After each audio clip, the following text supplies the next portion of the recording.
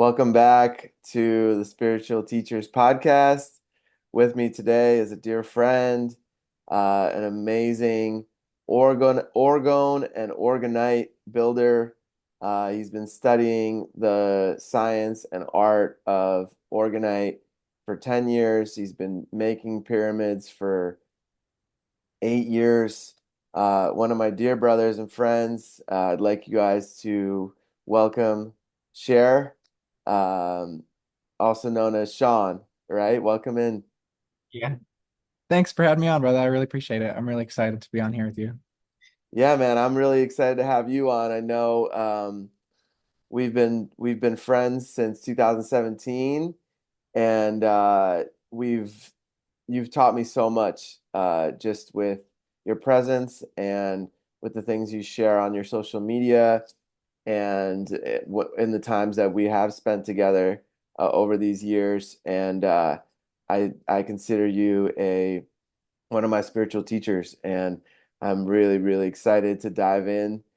Today, we're going to talk about Orgonite, obviously, because that's such a passion for you.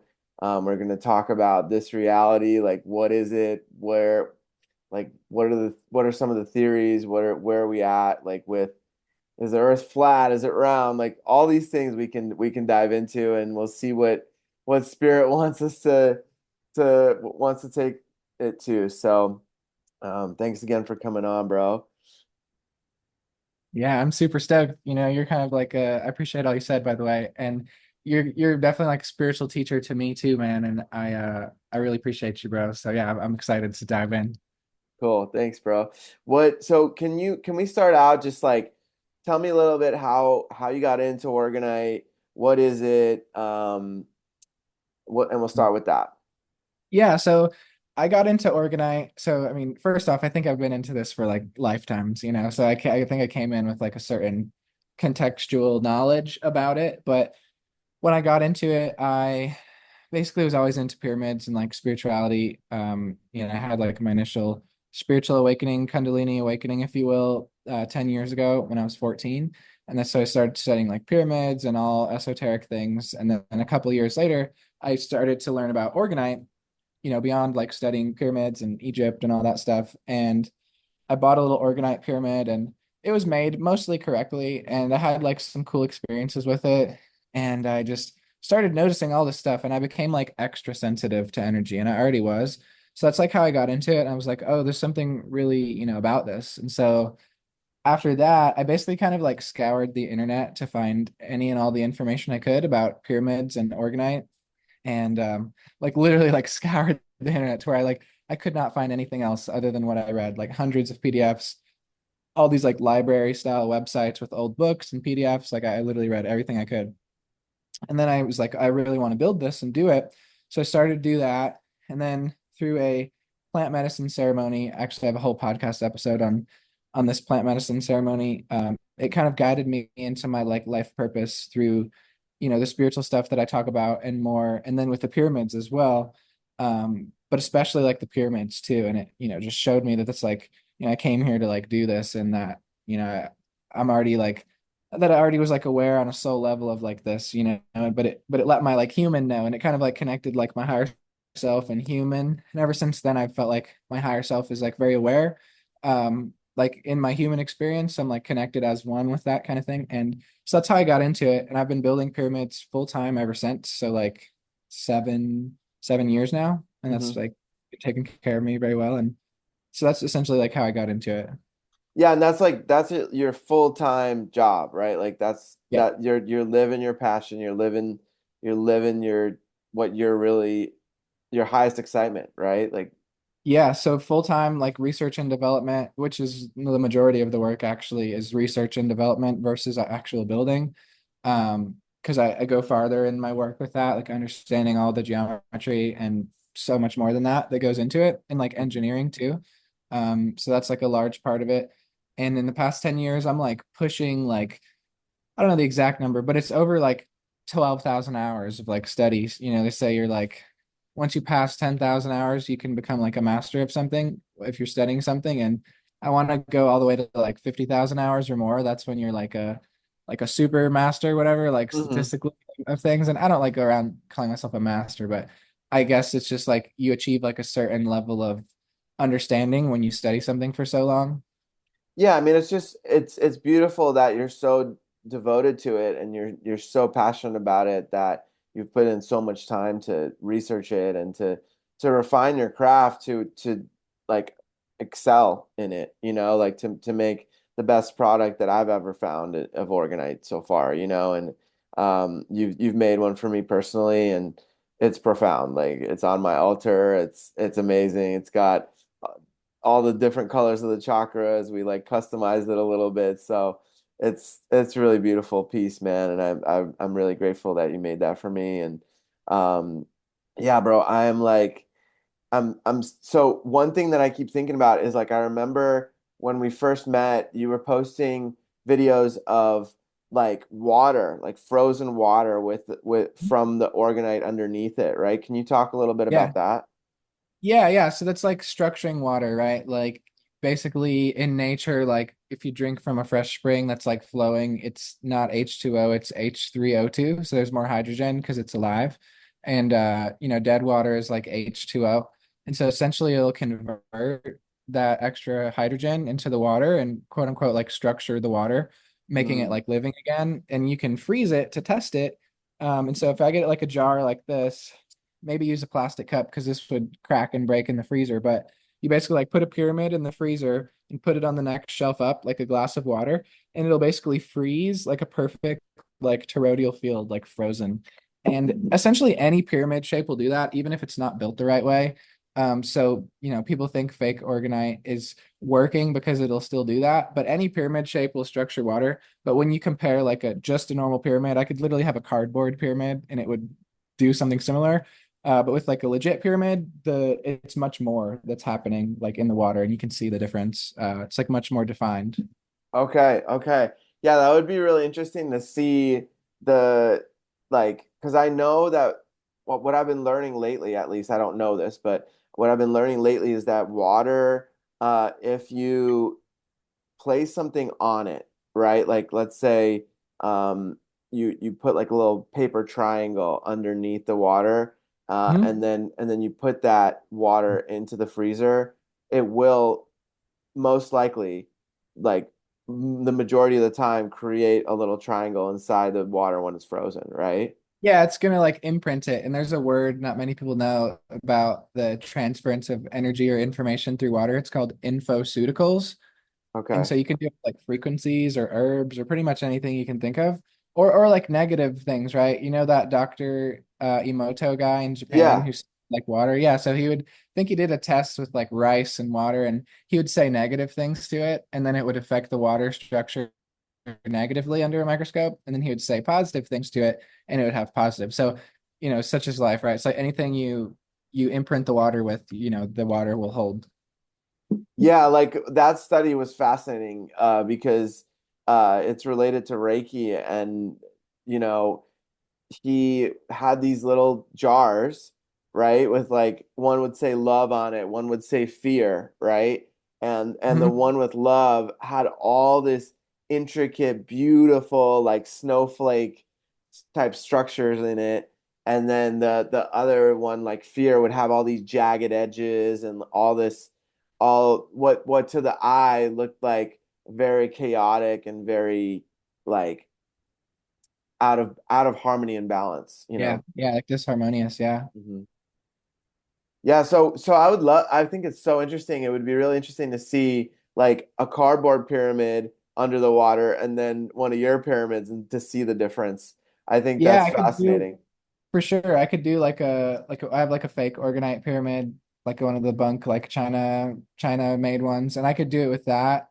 And then I could do it with even like a pyramid mold. Like I could get one of the silicone molds I use or the Mm. plastic mold I use and experiment with that. And usually the full blown like engineered pyramid always has the best results, and you can taste the difference in the water. Not everybody's going to be so sensitive. People like to see a visual, but some people can like taste such a big difference, or like right away Oh as yeah. well. Yeah, I mean like yes, the other day I bought Mount Shasta water Oh yeah. and in Encinitas and it is like it's the best water. Like I think it's one of the best waters I've Love that ever had. water. What It's is the it? The best. Eterna spring water or whatever? Or whatever Yeah, that yeah. is. I think it's like Mountain Spring or something like that.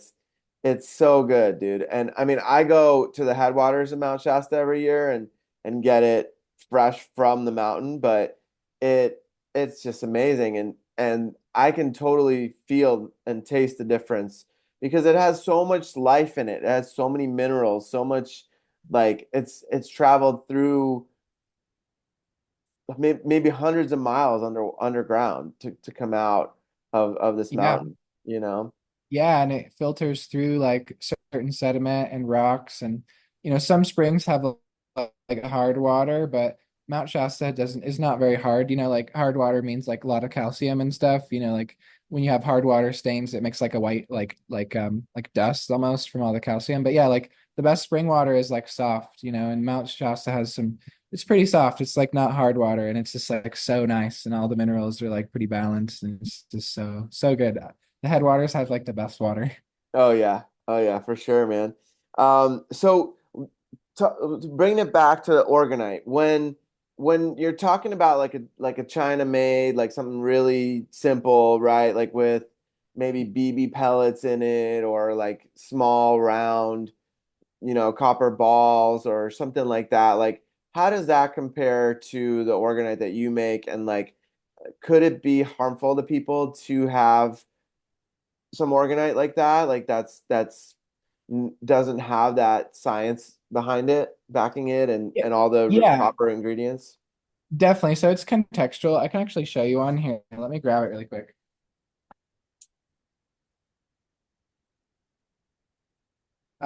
So essentially I'll explain it too for the audio as well. So for the people on YouTube that can see it, and then the people who are only listening. But yeah, so essentially here's one of my pyramids, a lot different.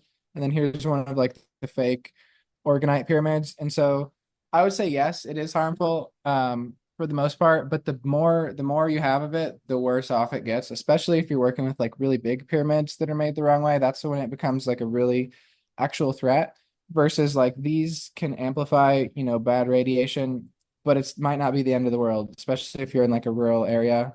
It might just not do anything for you.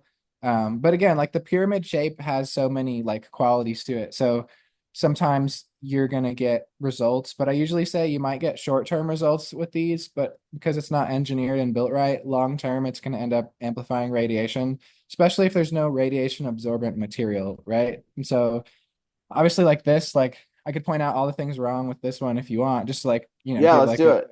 little consensus. So first off, it's not the right angles. I don't know what angles they're building with this. This looks like 72, and like I guess that's okay, but it's not sanded, so it doesn't have 8 sides. And any rule of thumb, no matter what size or angle pyramid you're working with, whether it's a Giza, whoops, I dropped mine, whether it's a Giza style pyramid or like a Nubian style pyramid, which are the taller ones, they always have to be at least 8 sides because you need basically at least 8 sides to create a proper like torsion, like an energy field in the pyramid. Okay. Um, or else, and that's how it absorbs like the local energy too, because 4 sides will move the energy that's absorbed, and then the other four will bring it in. And Oh, so essentially, if okay. you're looking at this one, each side has an indent here. You can see that on the Pyramid of Giza. Very Uh, slight. Yeah. yeah, very slight. It's 1.72 degrees. And so there's a lot of like actual math that goes into it. And a lot of the fake pyramids, they're not doing any math. Just have a pyramid mold and they throw random crystals and metals in it. So there's no actual like science that goes into it. And the science that most people try to explain is like, oh, if you put crystals and metals in the pyramid, that's organite, right? But not really, because the guy who coined the term organite didn't only just use crystalline metals, he used like a specific ratio. And so it's supposed to be like a 1-to-1 crystal to metal ratio with iron and quartz, right? And so obviously there's not equal metal in here. There's a lot more crystals, which will end up amplifying the radiation.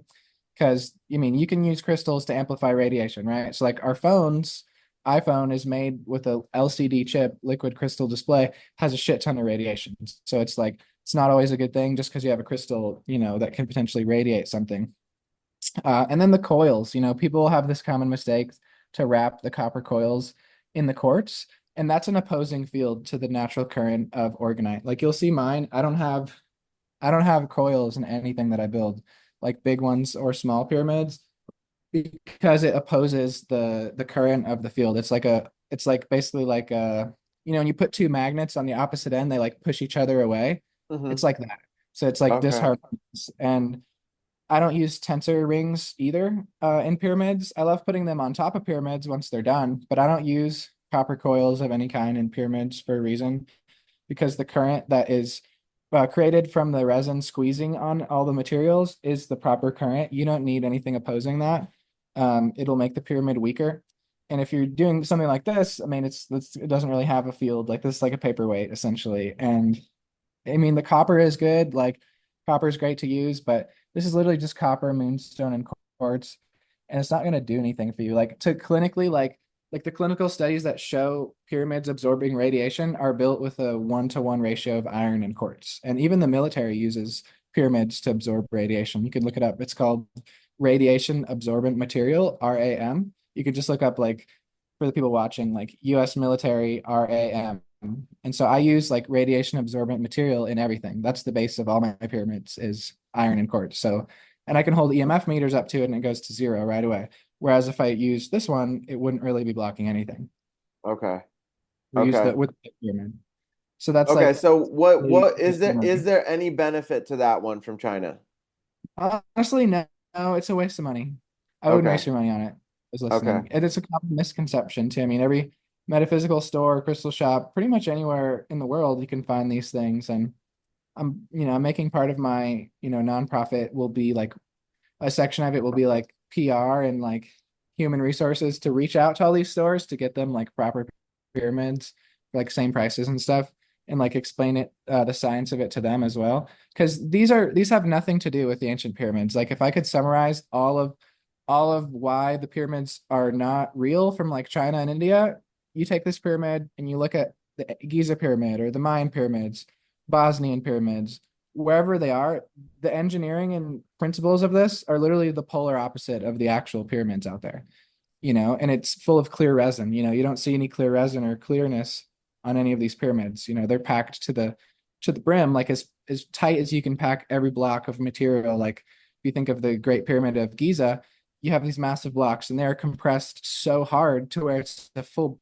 blown rock. There's no open spaces. The full surface area of every block is filled. And so that's You really can't even put important. a credit card in between the No, no, exactly, yeah. exactly. So you want them to be the full surface area filled with material, whereas there's like not even half of the surface area filled. Okay. And Okay. rule of thumb, whatever surface area you don't use in a pyramid, that's where the radiation will live and be amplified. So that's why you want to do that, because you're going to create radiation in the way that you don't want if you're not filling the full surface area. If that makes Okay. sense. Okay. So let's bring your pyramid back up. Yeah. What ingredients did you use in that one?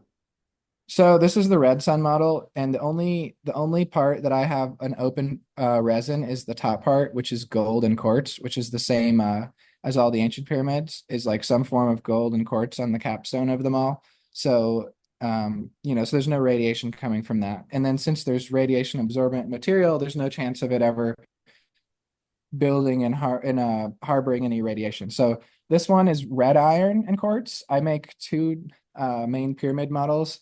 One is red iron and quartz together, and then the other is black iron and quartz. Each of them have like different properties. Like red iron is called hematite, like the crystal. Most people are familiar with that. And then the black iron is called magnetite. So the black ones are stronger for like radiation, where these are great for EMFs as well. But they're going to give you more of like an emotional harmony because of the hematite, if that makes sense. Okay. And Okay. so those are the, or go ahead, yeah. What about Shilajit? Or not Shilajit, Shungite? Shungite. Yeah, Shungite. Yeah, shungite's great. So I use two main ingredients in all of the pyramids, but there's about 20 more like trace ingredients as well. So it's like a full spectrum. It's not just two things. Um, that would make them really basic that way. Like there's a whole alchemical spin to it on top of just the EMF absorbing part. And it does absorb EMF, but a better way to put it is it's not going to block EMF. It's going to basically create a harmonious field from it that doesn't harm you. So even though I can take this to an EMF meter and it'll go to zero, that's not necessarily the best way to explain it. The best way to explain it is that you're basically converting the type of magnetic field to where it's not harmful. So that you can still measure the EMF in the room, but when you put the EMF next to the pyramid, it goes to zero. But if you're measuring the room, you'll still see the EMF, but it's not going to be harmful. And you can see this in studies like on a cellular level when they put a pyramid in a room or clean up an area of EMFs to harmonize it. You'll see that it isn't harming you on a cellular level anymore. Okay, so the pyramid, the Orgonite pyramid is basically like, correct me if I'm wrong on this. It's basically absorbing the radiation, uh, converting it to a different charge. Is that what's happening? And then Yeah, like emitting absorbing it and that? transmuting it essentially, like Okay, the in layman's terms. Yeah. okay, Yeah, I okay. could get all sciencey with it, but there's probably plenty of beginners like trying to understand as well who'll hear this. For sure, for sure. So, okay, and then that brings up the question, there was a scientist, I forget his name, but he might have been the one that created Orgonite, where he made like this whole little box that humans could crawl inside. It was lined with Orgonite, right? And then people would go inside there and they would get healed from cancer, they'd get healed from all kinds of different illnesses, right? Right, Wilhelm Reich, yeah, was his name, and it's wild because he actually did a lot of his work like literally right where I grew up, Oh, like wow. so I grew up like right on the edge of the reservation, like the most southwest point of Phoenix, Arizona, and it was just 100 miles of reservation, and that's the same reservation he did all that stuff and all of his testing with making it rain and everything was literally right where I like started and did all my work too. So like Wow. really cool. You might be Uh, a reincarnation of him, bro. I thought that. I was like, I wonder, like, makes me think. I don't know, man. But regardless, it's really cool. Some kind of quantum like connection there. But as far as I know, he never built pyramids. But to put it in like a summary, we're working with like the same energy. So he Okay. basically built what's called an orgone accumulator box, and there's like handbooks on how to make them. And he has a museum, I think, with one still. I totally forget where it is. It's on the East Coast somewhere. It might be in Okay. Boston. I I don't know if that's correct. It's somewhere on the East Coast, but yeah, essentially he would heal people of that, and he discovered that there is like positive orgone energy, which is like positive life force energy, and then deadly orgone energy. And when Oh. you're with somebody, um, to heal them, you basically need a balance of the two, like yin yang kind of thing. You can't have Oh. one. And so a pyramid, for example, the inside of a pyramid, when made correctly, is where all the deadly orgone is. And if you have a fake pyramid, it's just going to be deadly orgone inside because it's not engineered right to have a balance of the both. So it won't end up emanating that positive energy. It's just going to end up amplifying all the local deadly orgone energy. That makes Okay. sense. Whereas a pyramid that's built correctly will absorb all the local deadly orgone energy and then emanate like a healthier positive orgone energy. And he found that deadly orgone energy causes cancer, disease, calcification, heart attacks, whereas positive orgone energy does the opposite, can heal you of all those things. Okay. So if I'm understanding right, he took both and created the walls of this box, right? And then Correct. So they're layered like as well. And so you're okay. basically filtering all the local energy into like an integrated, wholesome, like full spectrum positive vibration. Whereas if you just had, like, just as far as I understand at least, if you just had pure positive orgone, it wouldn't be as beneficial because small doses together are the correct way to do it, if that makes sense. Um, Interesting. yeah. Okay. Have you ever thought about making one of those?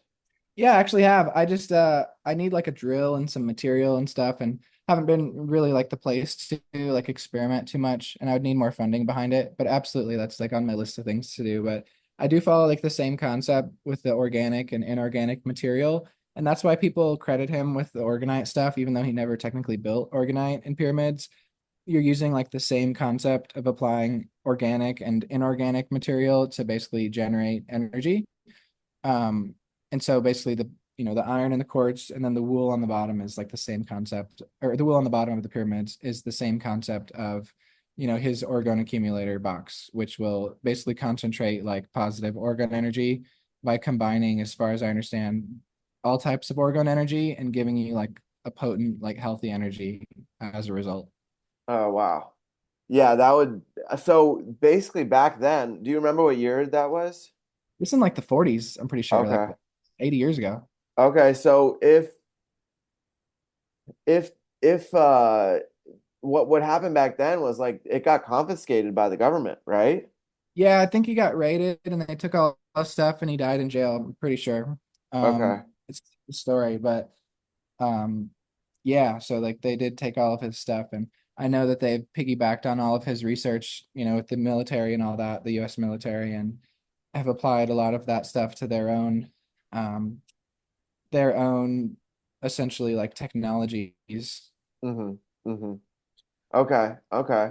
Well, yeah, that's fascinating to me. Absolutely fascinating to me, like uh, the way that he was able to help these people, was absolutely mind-blowing to me, you know. Yeah, And yeah. that was the time of Edgar Casey too. Hmm. And for those that don't know about Edgar Casey, he was like he would go into a trance and he would like channel and find information from the future, the past, the present. Like people would come to him and ask him about, hey, do you have a cure for what's happening to me? The doctors don't know what's going on. He would send them to another part of the country. He'd tell them it's behind this shelf, like crazy channeling, like just, and he had Yeah. all his records are still in Virginia Beach at a museum. And Wow. he's like on that level, just like super Yeah. I've advanced heard human. the day he died too, as well. Yeah, he talks a lot about Atlantis. He talks a lot about like he talks about how Siberia is going to be like potentially on one of the possible timelines it's going to be like the salvation for humanity because it's so untouched. And yeah, it's really interesting. Yeah, he has a lot of interesting theories, including like a world reset with like new lands and essentially Lemuria and Atlantis like coming up on the oceans and then other lands going beneath it. So like parts of California and the US, and other areas around the world would get submerged in water again. And as like the resets happen, as far as he spoke about, and as far as I also understand, basically water levels rise and fall and new lands come and go. Yeah. Civilizations come and go. So you can look up Edgar Casey New World Map, and it's really interesting. Obviously nothing is guaranteed, but he's said a lot of stuff that came true. Yeah, yeah, he's made a lot of predictions that came true, but and Perfectly I true. Not only true, but like really accurate. Like, spot yeah. on. Yeah, like 100% accurate. So what's also really interesting though is like there's the timelines are always shifting, Mhm. like and there's Absolutely. people and we're always shifting, right? Like there's a version of Right. us that's like in the 3D, or there's a version of us that's in the 5D, there's a version all the way up to 12D, right? Like, do you believe that? Oh yeah, absolutely. Yeah, there's always like I kind of look at it as like, I mean, if there's no time, right, that puts a different spin on past lives. Basically all is happening at once, right? Like the Mhm. quantum reality, like so that leaves room for infinite possibilities, if you will, and infinite timelines. So things can always change, and are always changing. That's the only constant. Like the saying goes, the only constant is change. It's very true. So speaking of Edgar Casey, well, first of all, I want to wrap up the Orgonite. Was there anything else that you feel like we'll circle back to Edgar, but was there anything else that you feel like people should really know about Orgonite or like be mindful of when they're purchasing? Yeah, yeah. So generally, you don't want to buy the clear resin pyramids, and you want to basically, or four-sided pyramids. Most of the orgonite out there, supposed orgonite, it's all four-sided, and you want to buy pyramids that are fully dense in material with eight sides that have, a gold capstone on top, and that it's like, and also have the radiation absorbent material. So if you're not working with the base of iron and quartz, you're basically going to end up radiating yourself. And I've learned from experience. I almost killed myself on accident making just tons and tons of horrible, pyramids, and like they looked beautiful, but they weren't made right. And when you're working with that many pyramids, you can cause calcification, high blood pressure, heart attacks, like heart palpitations was a really common one I used to have. It used to get really scary where my heart would like skip a beat kind of thing and feel like my chest would like pop, really uncomfortable. And I got rid of all those pyramids once I realized it, and I never had the same issue again, like overnight. And it was happening for like months and months and months. And keep in mind, like I'm eating healthy, I'm doing all the right things, I'm like grounding, I'm in nature, like all the things, And as soon as I got rid of them all, boom, like overnight stopped. Wow. Um, and so yeah, so I think it was causing like calcification, heart palpitations, brain fog, all that kind of stuff. And when you have too many fake pyramids, some people are really sensitive. Even with one, they'll feel negative effects. But when you start to stack them up, like it adds up, and it really can become harmful. But such is like the opposite with real organite. So if you're sensitive to energy and you're holding a fake one versus a real one, you're without a doubt going to feel a huge difference. And I've actually never seen somebody who's sensitive to energy not feel like a significant difference. And they always feel Mm, called to like the natural one that, replicates and advances on the ancient pyramids. So if I had to like close in summary, like make sure it follows the principles of the ancient pyramids, not just okay. this modern, let's throw stuff in a pyramid, it's, yeah. So like make sure it is a good representation of the real thing. Okay, I just have a quick question. So, what about the ones that there's so many different shapes out there? You got squares, you got like little domes, you got lions, you got angels, you got every like shape you could think of. Like, what about those? I would say as long as you're using the orgone materials, good. I focus Okay. on pyramids. That's my specialty just because that's what I'm passionate about. Hmm. But orgonite can essentially be in pretty much any shape as long as it's built correctly. Like I couldn't think of a shape that would be bad as long as you're using the orgonite materials. Even if you have the pyramids like not necessarily in the right shape or another shape, like the orgonite material will compensate for the disharmonious shape if there is one. But then it would Okay. make the shape a little weaker. It wouldn't be as strong as like a fully engineered sacred geometry pyramid, but it wouldn't be necessarily harmful because it's built with the radiation absorbent material and material that will like produce orgone energy, if that makes sense. Okay. Okay. Yeah. So Yeah, you're because I still build like creating a pucks. toroidal field basically, right? Yeah, Regardless yeah. of the Yeah, I the build like shape. pucks. I'm working on like developing a necklace too, and like I bury pucks around and like called like tower busters, and those work great. The most important thing is the the materials, and I think the most effective way in combination with the right materials would be pyramids for sure. Okay. Okay. All right. And what about like other sacred geometry like the Merkaba? Have you ever worked with those structures? Yeah, that's basically two pyramids together. I'm actually working on getting a custom Merkaba mold. I really resonate with it. And actually, my logo for my nonprofit Orgonomy, which is like my company, I do pyramids. That's my company name is Orgonomy. The O in Orgonomy is a Merkaba. So Oh, really nice. resonate with the Merkaba. Great shape to use for sure. Same with like any kind of like torus shape as well. Okay. Okay. Yeah, so I mean so for those people that don't know what the Merkaba or the Merkaba is, um can you talk a little bit about that? Yeah, so I mean it's kind of like a representation of yin and yang, like higher worlds connected to the lower ones, like and it's essentially two pyramids like merged with one another. One is facing upwards, one is upside down. So it's like imagine if I had these two pyramids and they're like merged together, right? It's not quite like this, but I more have if it it. here on my arm. Oh yeah, that would work. Yeah, that's a better representation of it. Yeah. So it's essentially multiple pyramids together. And yeah, I really resonate with that shape and yeah, it's a great one. So for those people that don't know, it's also basically a transportation vehicle for our soul, Hmm. for when we meditate to like basically go out into the cosmos and for our soul to explore, right? Right. And to come back and bring that knowledge and information back into this vessel and to ground it into this reality. Yeah.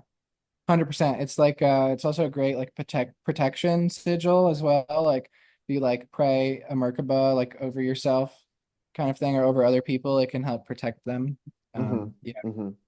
Yeah, and I'm still learning about it, you know, like I think there's way more to it, but um it is definitely a powerful sacred geometry, like hands down.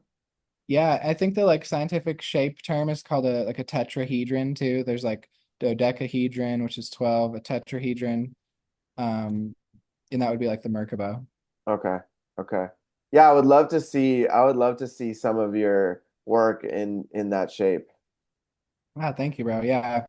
I gotta hit up my buddy who makes the molds and get one from him soon. Yeah, you know, I just had that idea, you know, like if what if you took the negative orgone that we were talking about and the positive orgone and made one of the pyramids one and then the other and like merged them together in the Merkaba. I wonder how what effect that would have if those layers were so powerful for people. Yeah, I think it wouldn't need to be layered. You just kind of build it the same way as one. I wouldn't have to do separate ones. Hmm. Because as long as you're, because essentially, like with when people talk about layering in the fake organites, you're gonna see like there's might be a crystal layer when it's all clear. By the way, this is not fully filled in. There might be a layer with just quartz or whatever crystal, and then the next one will be aluminum or copper. Like that's not necessarily the right way to layer it. You're gonna end up with like 4 or 5 layers in a small pyramid, like the one I was just talking about. But when you're using powdered material, like there's billions of layers in even this small pyramid. Does that make sense? Like every iron and quartz particle is a layer. So there's it's like infinitely like exponentially stronger. Versus like so like that's essentially like how you would describe like the layering. Okay. Okay. Yeah. Okay. All right. Awesome. Yeah, man. Thank you for sharing all that. We can circle back to it, but Oh yeah, for sure. Edgar Casey is just so fascinating for me, man. And like it opens up the door to Atlantis and Lemuria and the pyramids and that Hmm. when I first had my awakening, what I started to like put the pieces together, right? I figured okay, you got the Egyptian pyramids, which are a certain height, which some people consider pi, right? Like the Great Pyramid of Yeah. Giza. And then in Mexico, you have the Sun Pyramid, which is exactly half pi. It's kind of like Mhm. that pyramid kind of like squished down a little bit, right? Yeah, that's known And as like a cubit. You can cut it in half and it still applies because it's following the same pattern of okay. technology. Yeah.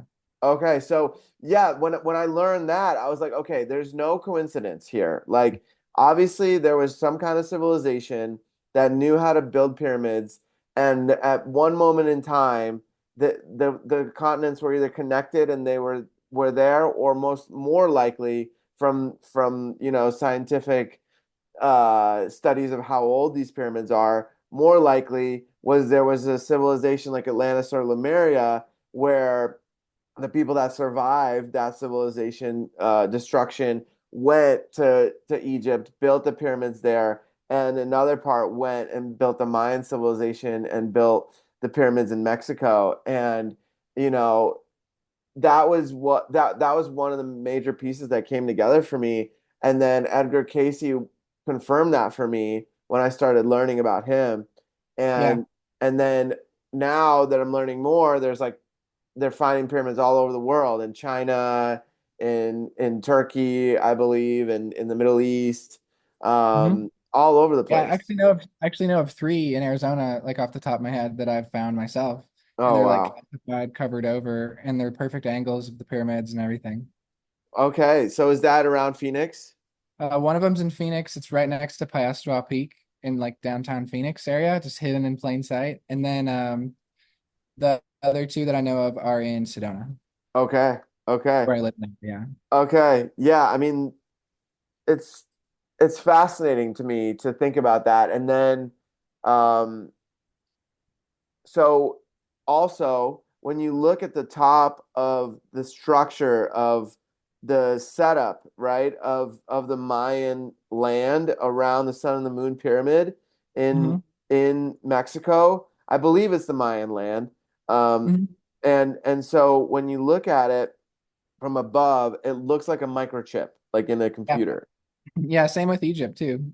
Yeah, Yeah, yeah, same but concept. with Egypt, it's interesting because a lot of it's under the sand still, and they're finding stuff like way deep under the sand, like full on structures. Like to this day, they're finding them. Right. Yeah, there was a big thing that people don't realize is like there's been like resets that covered up all these pyramids, including or destroyed them, including Egypt and mostly worldwide. And even the Mayan pyramids, I posted about this before. You can look up, I mean, for those watching, look up Mayan pyramids first discovered and look on Google Images and look at all the images. It's a massive a hill of dirt. They took all Oh the dirt yeah. off and then there's a massive like pyramid that's untouched. Like so there's some sort of thing called the mud flood that took out all these places and covered them over. Basically, where massive amounts of mud covered all these civilizations and then it hardened into soil. You know, Mexico's humid environment, right? So it was moist soil, it could be easily excavated. But in Egypt, that mud hardened into like stucco, limestone, like harder sand, and it's much harder to excavate all of that. Same with Arizona. It's extremely hard to excavate all this stuff because it's hardened over. It's in a dry environment. Hmm. Um, and so there essentially used to be like a whole civilization around the pyramids and in Egypt. And the pyramids in Egypt are definitely destroyed. They used to be smooth on the outside, you know, all the way up where the blocks weren't exposed and more of like a whitish color. Yeah, that's I'm getting chills because I drew them. I made this big painting where I drew them in that white color, like Wow. almost like a marble, you know? Yeah, yeah, like quartz. Yeah, quartz and it's crystalline, you know, and Hmm. pretty much none of that is there anymore. Yeah, and I mean, it's really, really interesting to me because, um, if you go to Chichen Itza, for example, in the Tulum area of Mexico, which Yeah. is it's about 2 hours from Tulum, and if you go over there and you go to the main temple there in Chichen Itza, that's excavated and in a really, really amazing, like they've taken so many years to preserve it and to bring it back to its original form. But even some of the sides they're still working on it, you know. But then Yeah. like even in that space, you look around and there are many pyramids still just like you walk like 100 feet from Chichen Itza, the main temple, and there are many pyramids still there that are just you can see that it's a pyramid, but it's not but it's or a structure, right? Like but it's Yeah. covered in dirt still and rocks and trees sometimes, Yeah. Yeah. and they've done these lidar scans, right, of like of Central America, and they predicted that these civilizations went into the millions. Like these civilizations were Like vast. the people, the population. Yeah.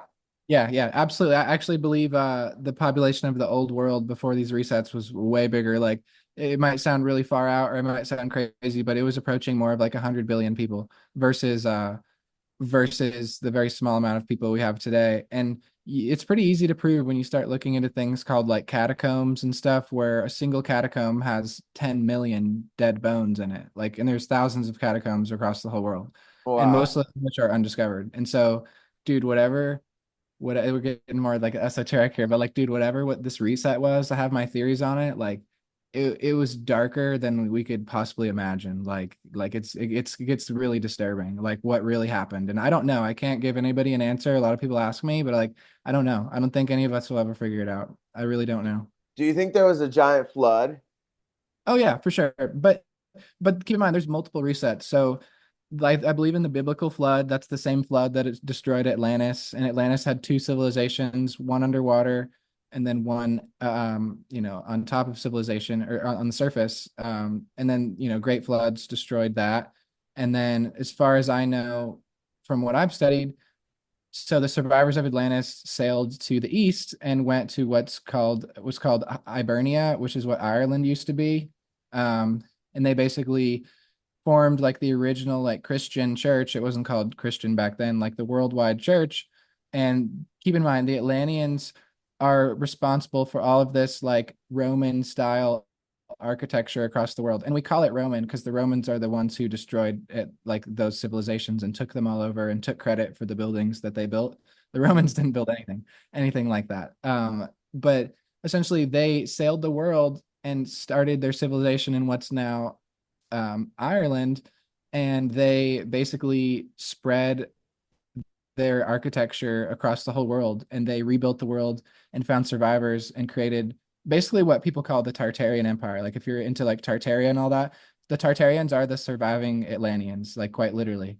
And they tried to repopulate the world and build the new Atlantis, and then got taken over, and then some kind of even bigger reset happened with what's called like the mud flood. And this was like 300 years ago, dude. Like this, we've been so lied to about history. And so like I study this stuff a lot, and Yeah, you it is do. I those know you do. questions even I have at this point, bro. Like nothing is what it seems like for real. Yeah, it's fascinating. So you don't think that the people of Atlantis went to Egypt and Mexico and built the pyramids there? You don't think that was Atlanteans? No, I do. That's what I'm saying. So Oh, the okay. survivors of Atlantis repopulated the world and built all of the things that we still see today. And a lot Okay. of all the greatest pyramids and everything are all destroyed, bro. Like there's pyramids that make the pyramids of Giza look like ants, like that have been destroyed. Like the level of like grand and enormousness of like some of these ancient buildings and pyramids is just like, dude, it's so far beyond our like mind's comprehension. Like it really is. Yeah, dude, I know. And what I start to think about is what's coming through is Puma Punku. Do you know about What's Puma that? I Punku? haven't heard of that. It's this ancient site outside of Bolivia or in Bolivia, like right outside Peru, where the rock looks like it's like melted into the other rock. Like it's like this, Oh, okay. you know what I'm talking about, right? Yeah, yeah, there's a word for that. It's called meltology. And that's like when you start setting these resets, you're gonna find all these caves or mountains or buildings and rocks. They basically look like these, imagine like a massive stone building, like Roman style architecture, really Atlantean style architecture or Irish. And then imagine if it was like melted with extreme heat, it turns into like basically a distorted building that looks like it's been like melted. And it's called Mm, like meltology. You can look it up, and that's what you're describing. And there's like thousands of examples worldwide in every country. From some sort of reset or a weapon or ancient magic. I don't really know, but it's or a combination of those. okay, okay. Yeah, then I mean it's that to me seems like some of the oldest civilization on the planet. Hmm. That whole area of like Peru and Bolivia, Ecuador, into Brazil, all that area, it's fascinating because you have the Nazca lines in Peru, Hmm. and those lines there are these giant animals, and they even have what looks like an astronaut that you can Wow. only see from above, like when you're flying a plane or flying through space, right? Quote Yeah. unquote space. So why do you think, from what you've learned, why do you think that those were created? So like that brings me to the explanation of like mountains, right? So like not all is what it seems. We're told that mountains are tectonic plates or lava erosion, things of that nature, but I think there's very little of those in the world that are actually like caused by that. I think the remainder of the mountains are some form of petrified ancient giant life or a covered up building of some sort, which was also from likely much larger, beings and species of humans and beyond.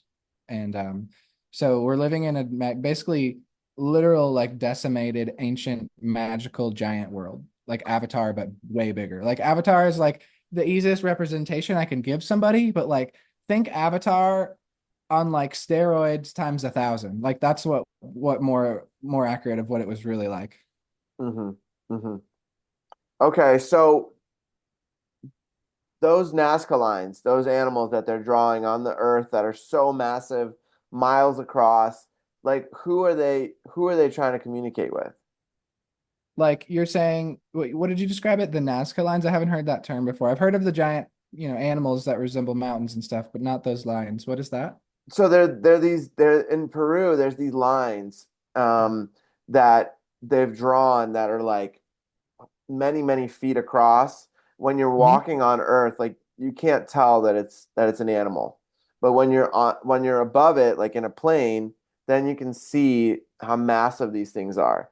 Okay, so And they basically like mapped it out essentially. Is that what you're with the lines? That's what you're saying? And they're yeah, called but the the lines are in the shape of, well, they have them all over, but they also have line like they're in the shape of a hummingbird or a whale or what looks like an astronaut or like things like Mhm. that. Like, uh, do you think these people from that time were trying to communicate with extraterrestrials, or what were they making these for?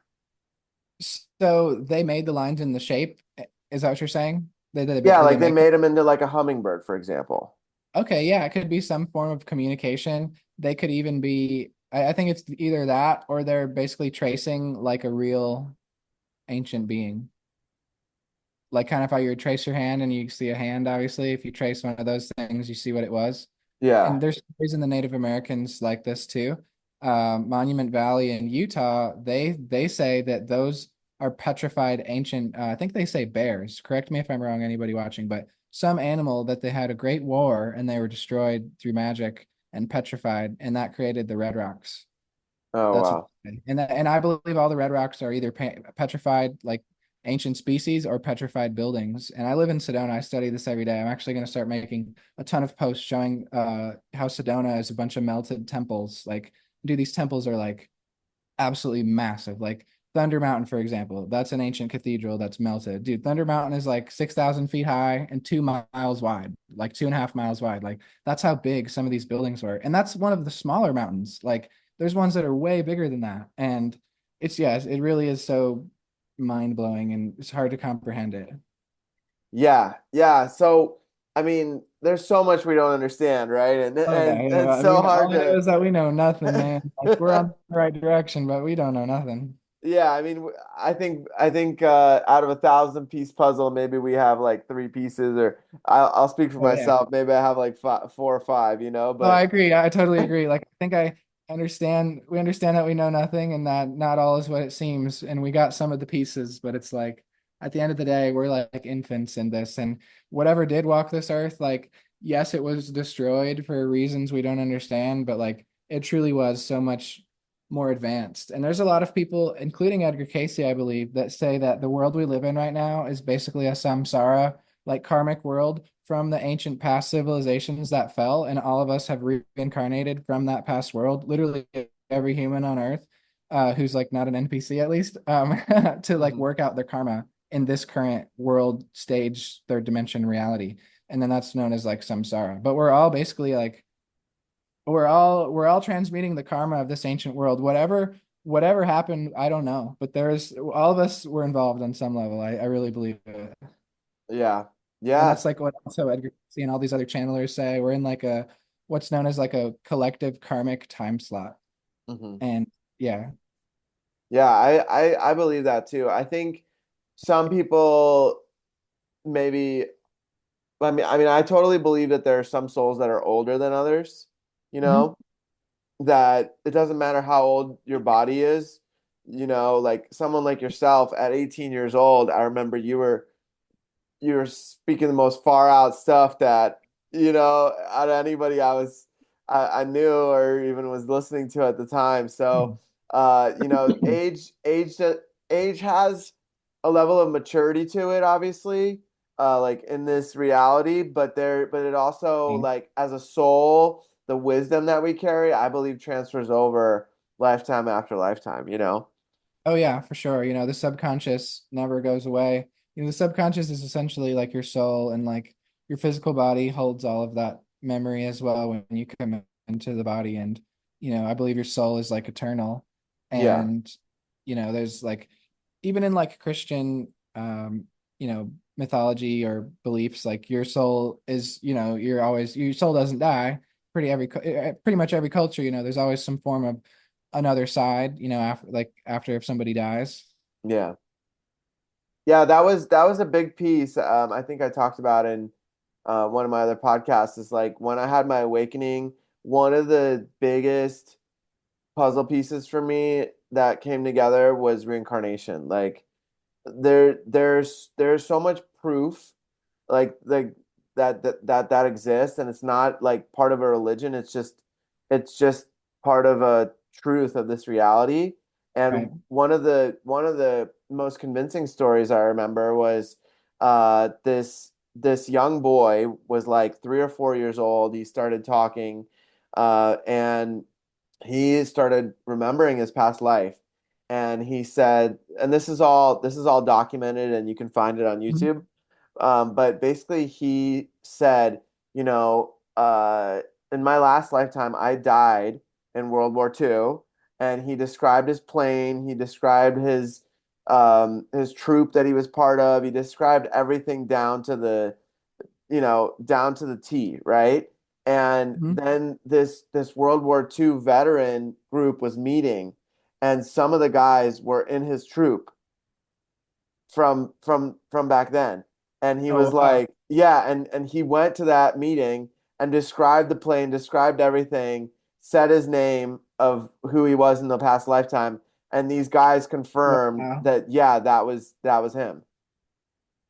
That's wild. I believe it. That's like the most detailed one I've heard. I've heard of people like knowing instruments or like different languages and stuff, but that one is like extra. Like Yeah, that's awesome. But there's so many stories like that. Like it's like worldwide. It's not it goes so beyond that even, I bet. And yeah, and just also people just having strange memories of any kind that you can't describe really. Like I think that's from some other reality or quantum past life or something. yeah. Like I know for me, I've had visions, um, especially in meditation or after Kundalini yoga class. Hmm. I've had visions of past lifetimes.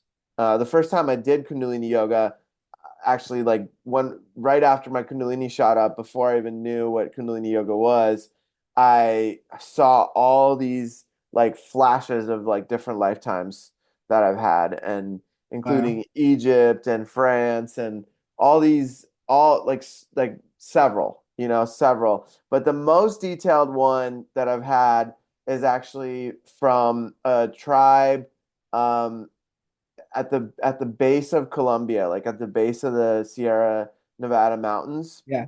Um, and I was like the tribal leader's son, and it was at a time when the Spaniards were invading, and like I had all these flashbacks of like them shooting at me and me like paddling away in a in a Oh, in a wow. canoe type boat, and it was really interesting because in this lifetime I've connected with the tribes in the Sierra Nevadas, and I've actually done work with them one on one. And one of their first big missions was actually in Sedona, where they went and like connected to the land and like did all this work over there. And the land When that was that? Do you know the time around? I think it was like 2021 or 2022. Okay, Uh, and what you're saying, do you know what time frame that was? oh, from when I was there. Yeah, like were you seeing like my bad, I might have misunderstood what you're saying. Were you saying that you had a vision of Sedona, or this was your direct experience? So this was in this reality, in Okay, this my bad, I life. totally misunderstood. Yeah, so in this life, they went to Sedona. They call them the main leaders of the three tribes are called the Mamos. Hmm. They're like the medicine men, and they go, certain ones of them go on missions around the planet to heal the planet. And Okay. my dad actually went to the trip with them to Sedona, Oh, wow. and at the same time, I met someone in Tulum that was telling me about what about them and about what they were doing. And there's this whole fascinating story with how I found them again. And then I went and did 9 ceremonies with them around Matotepila, which Wow. is a whole nother thing, right? Like that's an old, huge petrified tree stump. Hmm. That's called the Devil's Tower, right? In English, yeah. So they Correct. Yeah, they yeah. they named it that so that people would be scared of it, and they wouldn't go there. and Right. That and makes to sense. the Lakota people, it's one of the most sacred sites. It's Mhm. where they do Sundance. It's just like it's it's such a sacred site. So we did 9 ceremonies around it with the mamos on this trip, and then I did 9 of my own where I left like really beautiful crystals and things like that around, and then we went to the Black Hills and we in South Dakota, and we did some healing work there as well. And we connected with Nice. they saw bison for the first time, and Oh yeah. they were so stoked about it. Yeah, I have some videos and photos of them. So Oh, so yeah, that lifetime, so for whatever reason, in this lifetime, I feel very called to have worked with them and to continue to work with those people to help them and to learn from them because they're the most connected beings I've met to the planet. Like they are just so in tune with the earth that I've never met anybody like to that degree of connection because when they're born, the men that are chosen to be a mamo, they Mhm. actually are placed into uh complete darkness until they become a man. So until they're like 13 to 16 years old, they keep them in complete darkness. So the mom will Wow. come in and feed them, but they're completely isolated.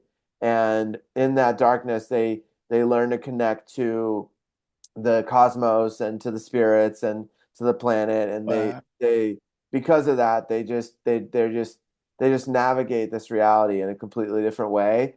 And then there are some of them, select few that they choose to become like very, very high level mamos. And those mamos, they continue to live in like a cave where they don't shower, they don't shave, they just eat a very specific diet of roots and things like that, so that they can guide their these people on these missions and still stay connected to the earth and also to the cosmos of all the extraterrestrials and everything like that. Wow. Yeah, that's powerful. Dang, that's really cool. Yeah. And what, are they Native American tribes or what did you call them? They're a native tribe to Colombia. Okay, I gotcha. Yeah. South America. So there's Still three still technically Native American, yeah. yeah, well native I guess South American. Yeah. So there's 3 tribes. There's the Kogis, the Aruacas, and the Wiwas. And they're all like they all like share a similar culture, but Mhm. their names are different depending on how high in elevation they live in the Sierra Nevadas. Interesting. Wow, that's really cool. Yeah, Yeah, I think the we're talking about how the Americas are like ancient earlier. I think they're the most ancient standing lands right now are the Americas. And there's like the historical narrative we're taught is like history starts from east to west from Africa, right? But it's actually, from what I've studied, is the opposite, and it goes from west to east. Um, where Atlantis, Lemuria are west, and then the survivors go east, and then repopulate the world from there and go back west again.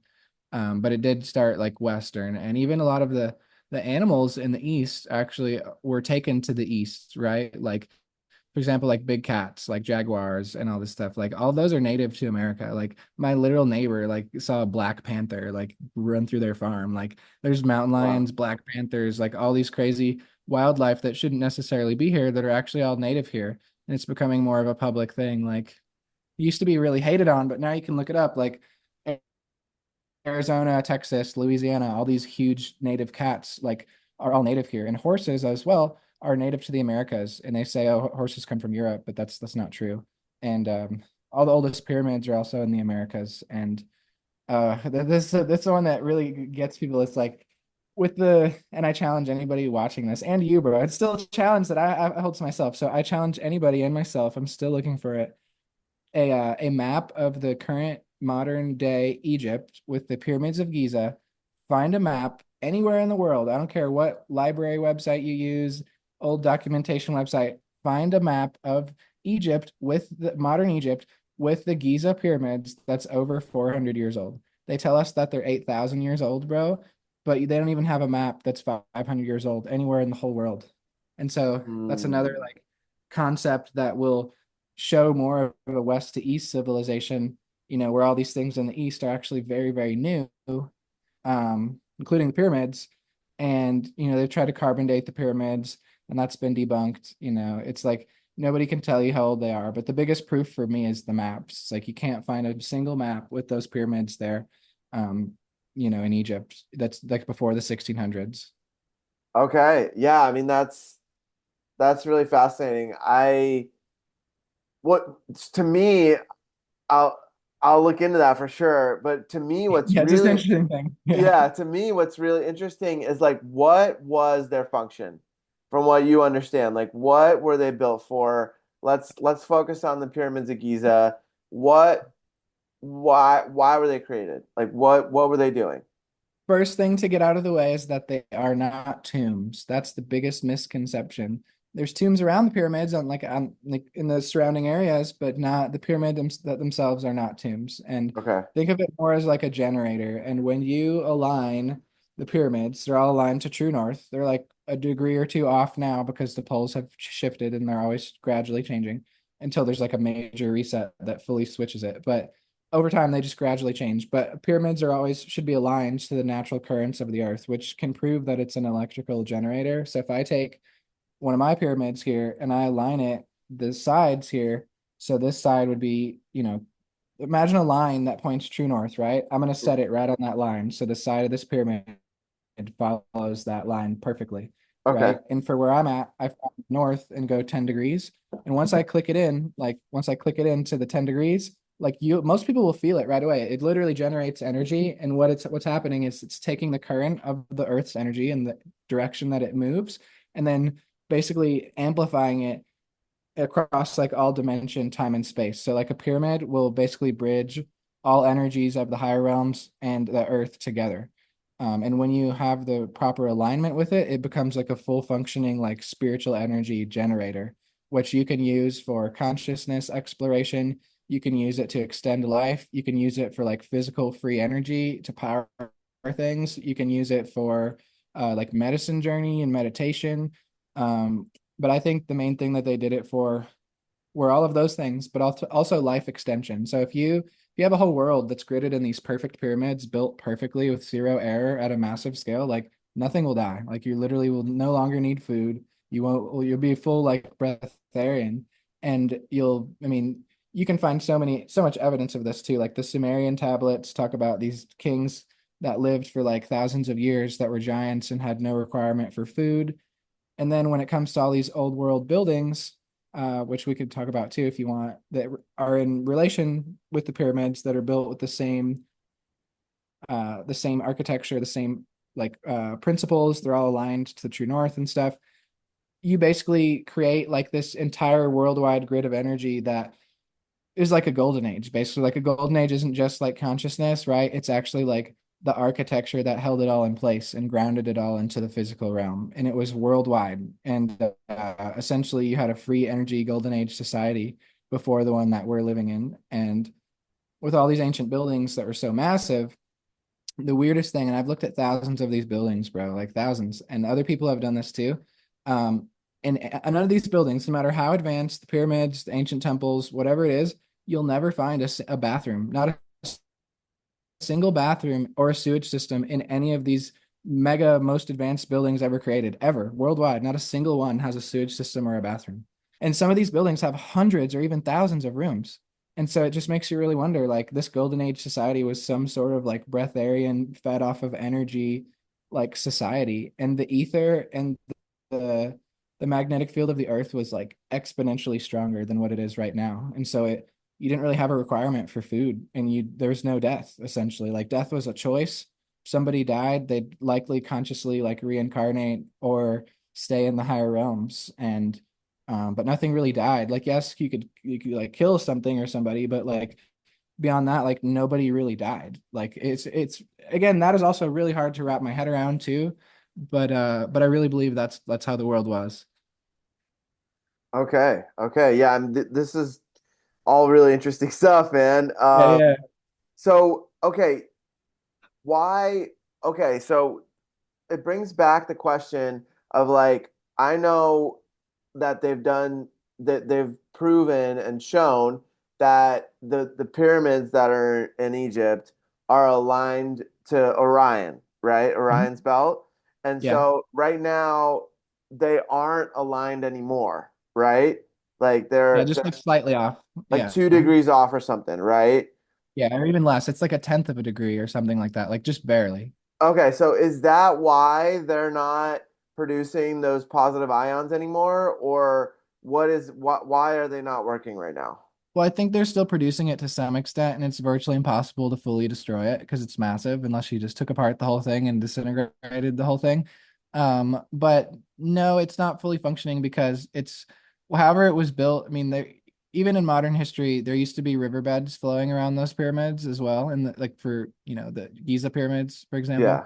Yeah.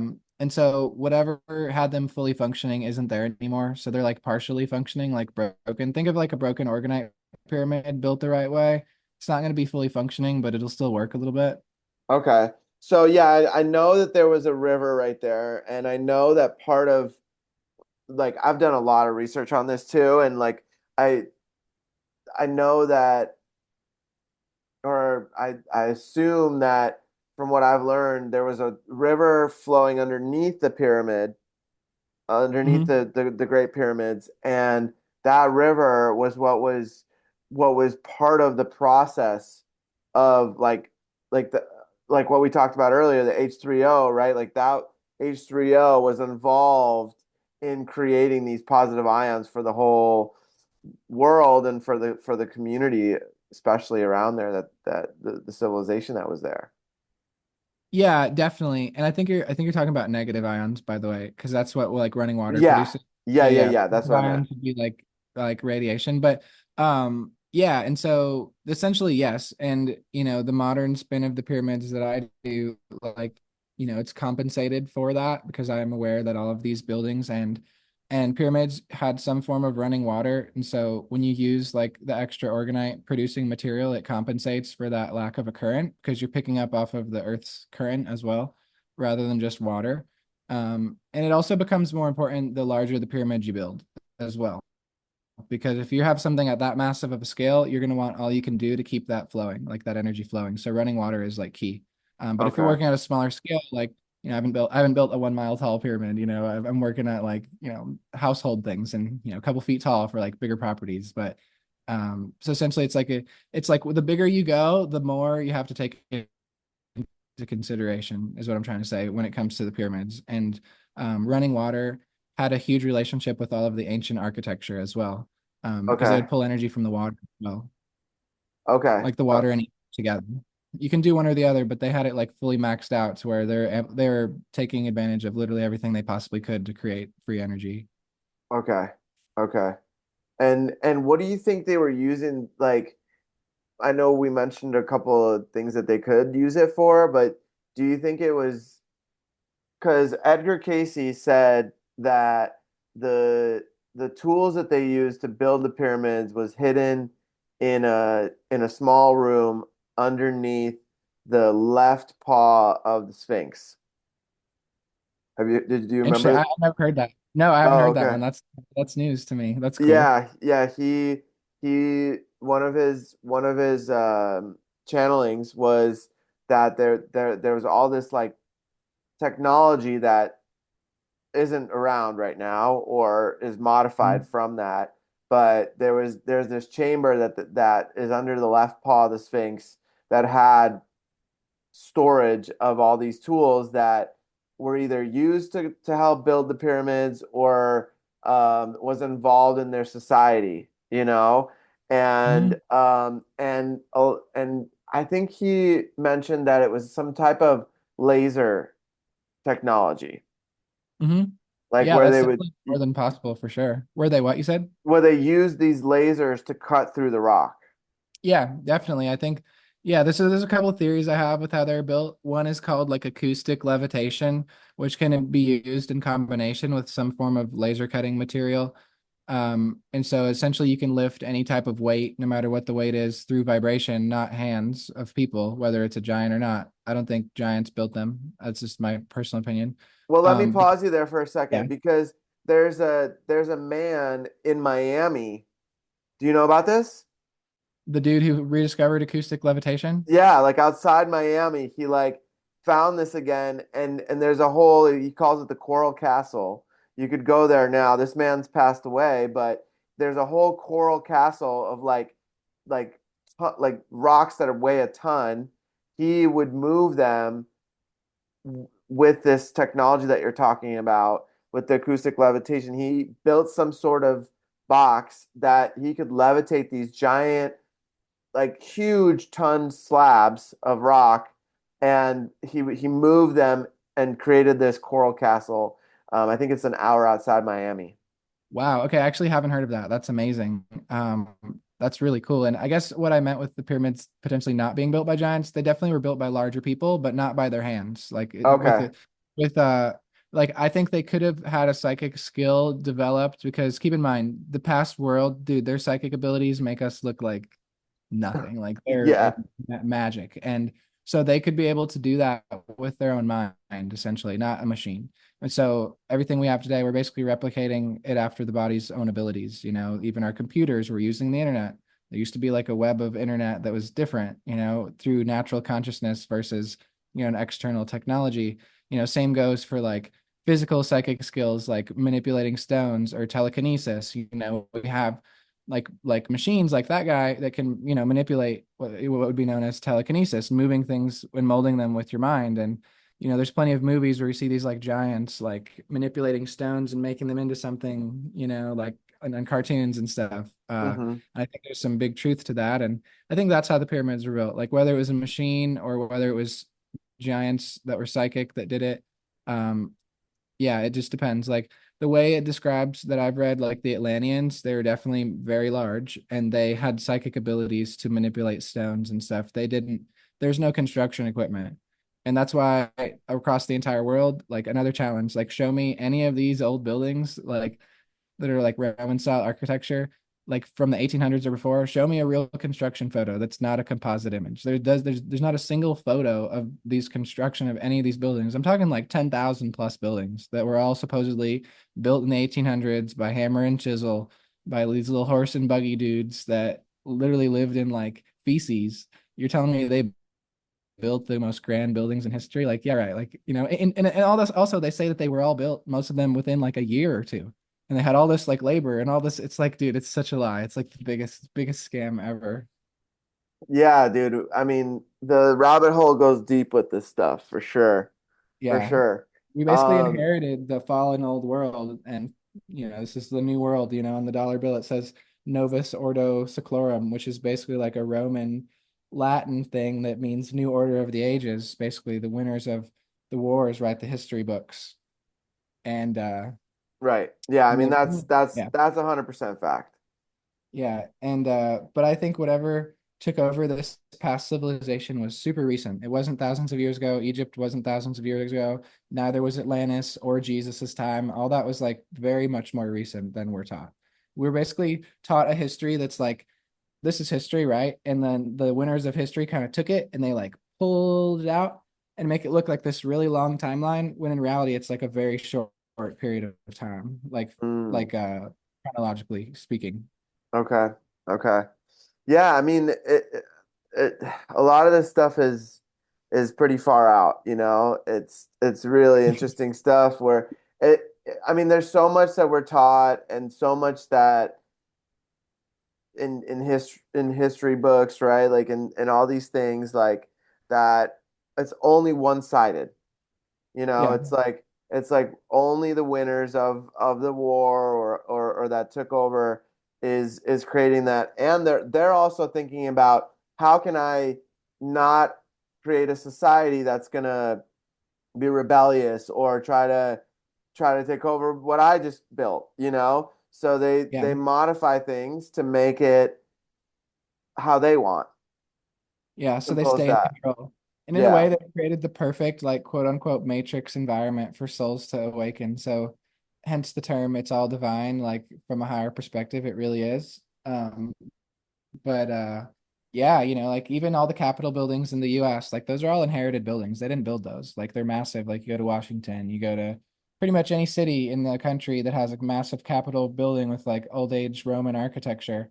And it's not Roman, that's just what the modern day calls it. It's more of Phoenician or Irish. That would be the more accurate representation. But dude, like the surviving Atlanteans built all of those buildings and we inherited them after they're basically all genocided and after a reset occurred. And I believe some of them went to higher dimensions and left the earth, like this dimension, and then some Hmm. of them were killed off. Like in the Mayans, like what's that one tribe? Is it the Incas? I totally forget the name, but they basically just disappeared.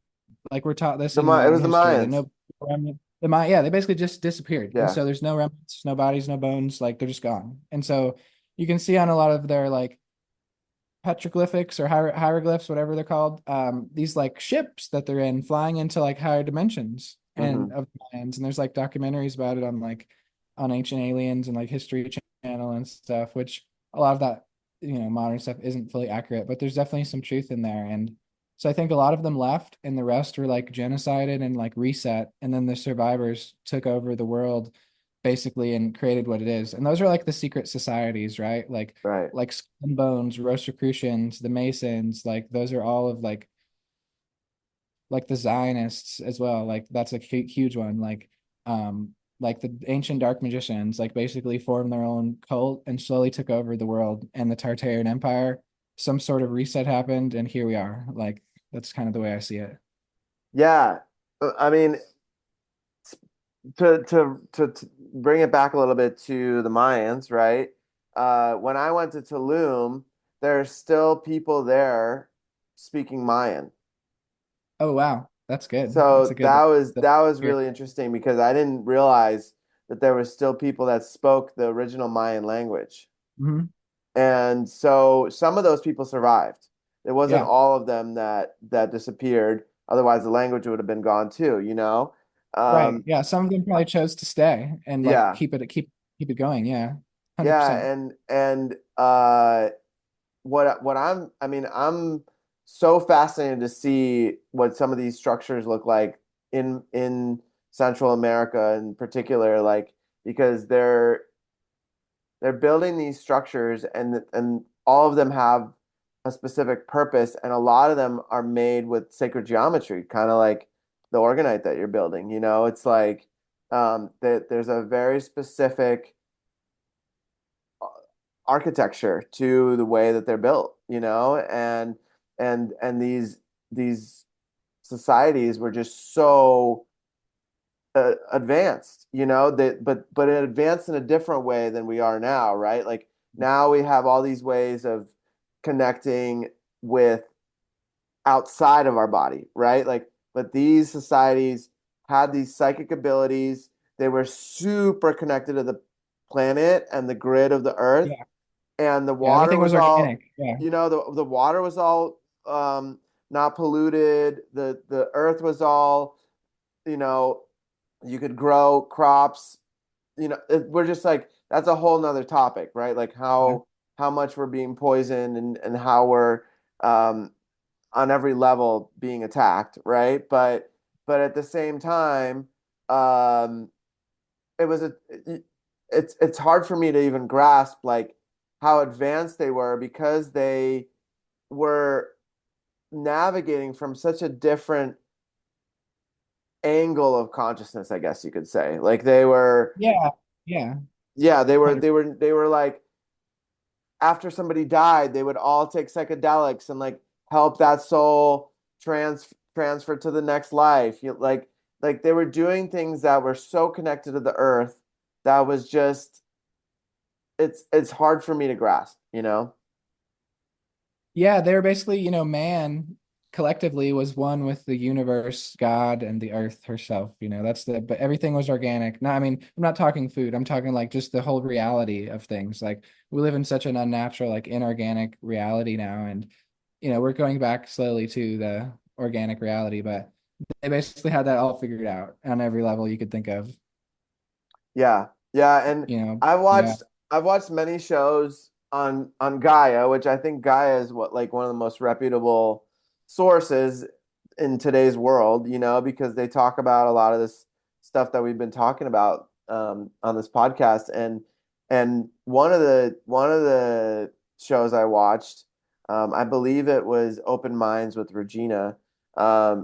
She did an interview with someone who talked about how Atlantis had four different types of beings. Hmm.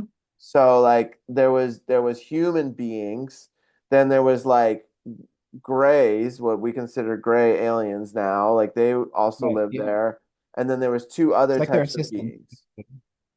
Sorry, What's I that? didn't mean to interrupt. Oh, sorry, I didn't mean to interrupt. Yeah, Greys were created in Atlantis supposedly, and they started good, and then they were part of the reason it got destroyed.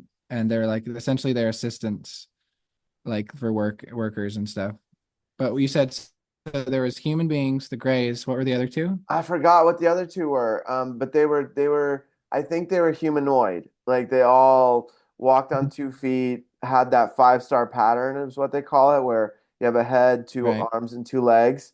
And from what I've learned with different shows and different people that are really involved in all of this, was that no matter where you go in the galaxy, that 5-star pattern is is kind of like the mold. Like regardless of what the beings look like, they all kind of have that 5-star pattern of like two arms, two legs, and a head.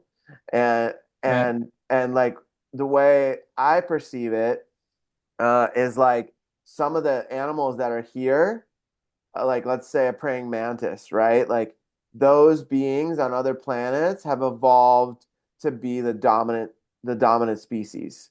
So Hmm. like they have become the like on Earth it's the chimpanzee, right? Or the ape, right? That Yeah, evolved yeah. that was modified or evolved or whatever people believe, right? Like to become the dominant species here, but like on another planet somewhere in the galaxy, the mantis, for example, became the dominant species, and they grew to be larger and smarter and walk on 2 legs and things like that. So Yeah.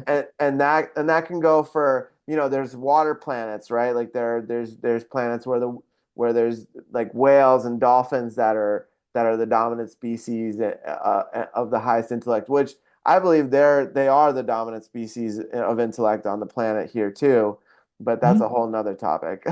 Oh yeah, for sure. Do you believe in like planets or like what's your concept of that? I'm Well, curious.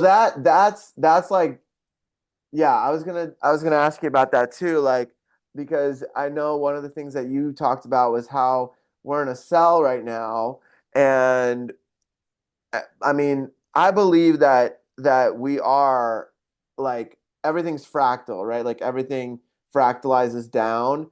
And so I believe that there is like the planets are actually other cells of a giant being that we're inside of. Like the being is so big that it's unfathomable for us Yeah, to. the universe is the Earth, right? 100%. That's the way that I would say that, like that I've Mhm. always said. Because it's I totally believe what you're saying. And like the one thing that's interesting is that if you look up the original definition, like an etymology of the word planet, it actually means wandering star.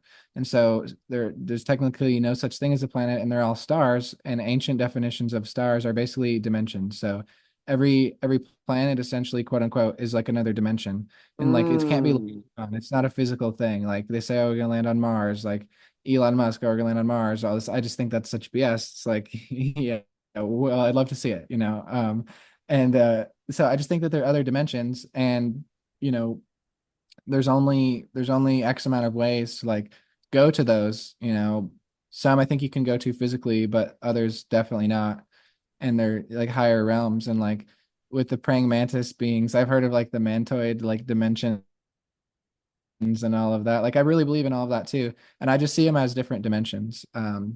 Yeah, so like that would be like an easier way to describe it. But that's only like part of the picture, right? Because if planets are other dimensions, where does that leave like the concept of space? Like there's still so much to explain. I know you and I have talked about this a lot, but maybe we can like dive into like, the Earth and stuff if you want. Yeah, let's do it. I mean, wh wh one thing that keeps coming into my consciousness is like, what is Antarctica? What's the North Pole? Is that even a thing? Do you think that those are like actually ice, like sheets, like huge ice barriers to a more expansive planet? Yeah, yes and no to the ice. In Hindu mythology, the earth is basically a mandala. It's like a more complicated word than mandala. I'm butchering the word, but for lack of a better term, we'll call it a mandala. And so a Sri Yantra is also what I believe, correct me if I'm wrong, like a mandala. And the Sri Yantra is basically like a map of the geometry of this dimension, right? And they say that, excuse me, and they say that in the center of the Earth at the North Pole, there's this mountain called Mount Meru, and that's where your compass points. It's basically a giant magnet, and there's a magnetic mountain, and that is basically what creates the heavens around us as like a projection, if you will, of the sun and the stars and the heavens, and that's like the gear, if you will, that's always turning that causes the heavens to revolve around us. I don't believe the Earth Hmm. moves. No ancient civilization believed that the earth moves. There's, I think, 22 verses in the Bible. I correct me if I'm wrong. It's either there's 22 about the firmament or 22 saying the earth is immovable. But I can think of like three or four off the top of my head in the Bible saying that the earth is immovable and it doesn't move and it stands still. And there's a lot of experiments in the 1800s that have been suppressed or called pseudoscience or supposedly been debunked that actually prove that the earth doesn't move and that the heavens revolve around us. And I think that the ancient pyramids and all these things that are aligned to the heavens, that also proves that the earth doesn't move because all of the constellations have pretty much always stayed the same. And if so we're supposedly spinning 1,000 miles an hour, going even faster, 1,000,000 miles an hour around the sun. And it's like, dude, I would be like, oh, like no, I don't believe in that. I just don't. We're like not moving. So, and every ancient civilization that all existed at the same time, they all believed in the geocentric Earth model. So, flat Earth is like half true because it's more of like we live on a flat three-dimensional plane of existence, not necessarily a flat Earth. Like there's no edge of the Earth; it doesn't end, and all dimensions are connected to this one, and you're basically going through dimensions. Like you can represent it as like a ball that we live in, like a cell or a bubble, but it really doesn't look like that. It's endless. But if you had to Mm, like define it to a shape, that would be the way to like explain it. hmm. So and so essentially back to the Mount Meru thing to answer your question with the North Pole, I think that it is ice until it's not. And I think that the ice protects, basically from getting there. And you have to Okay. like there's I don't want to say there's none, but there's such few recorded human beings ever going there. And I think that the advanced civilizations existed there and had knowledge of it and went there and were even lived there. But now it's like I don't even think the military or anything can go there. I think it's like naturally protected by like the higher realms and nothing can really touch it at this point. Um, yeah, so I think the military and stuff have tried to go beyond Antarctica and all that and succeeded, but when it comes to the North Pole, like it's a slippery slope because there's really such few successful ventures ever there in history, and whether it's like alternative history or before, and you see these pictures of like, oh, the North Pole on the sign, but that's not really the North Pole. It's like, no, like, and it describes like four gates as well. If you look at all these old maps, look up any map of Earth before the 1700s, you'll never see ice at the North Pole or in Antarctica. It's all land and it shows the continents, it shows the names of them, shows people there, it shows even like other beings like dragons and freaking like centaurs and griffins and all these mythical beings that are all mapped out on all these lands, as if they're only going to be mapped out there if they lived there, because they're recording it and making a map. And also Hmm. all these maps, the 1700s, are just the amount of detail in these maps compared to what we have today. It's like, dude, our maps are like kindergarten compared to like these ancient maps. And it's like clearly they had ancient flying technology. They had ability to see this whole realm somehow. Like it's like I said, it's earlier, it's so far beyond our comprehension.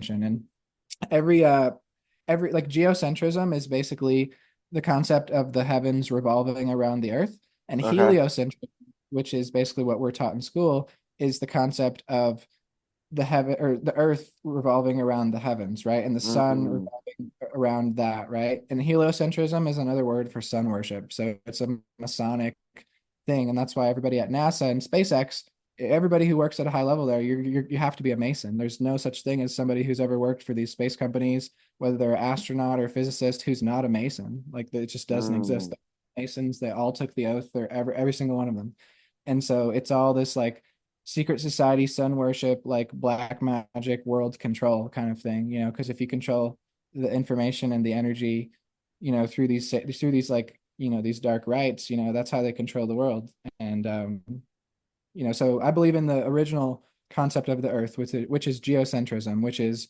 the Mayans, the Egyptians, the Hebrews, the Phoenicians, the Irish. I could go on with like 20 other civilizations. They all believed in the same thing. They all believe hmm that we live in a third dimension under a firmament, which is like the biblical model as well, that separates the higher dimensions to the lower. And we're in some kind of karmic samsara dimension, right? Which isn't a bad thing.